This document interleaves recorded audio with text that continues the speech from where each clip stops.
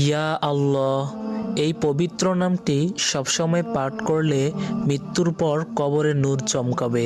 সুবহানাল্লাহ। ইয়া সালামু, অসুস্থ ব্যক্তি এই পবিত্র নামটি পাঠ করলে রোগ মুক্ত হয়। সুবহানাল্লাহ। ইয়া বারিয়ু, এই পবিত্র নামটি প্রত্যহ 7 বার করে পড়লে কবরের আযাব মাফ হবে। সুবহানাল্লাহ।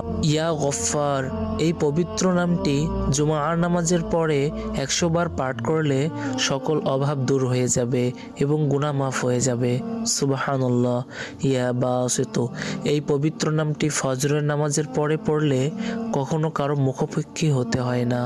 সুবহানাল্লাহ। আল্লাহ তাআলার এই নামের ফজিলতগুলো সবাই আমরা আমল করব। ইয়া আল্লাহ, এই পবিত্র নামটি সবসময় পাঠ করলে মৃত্যুর পর কবরে নূর চমকাবে। সুবহানাল্লাহ। ইয়া সালামু,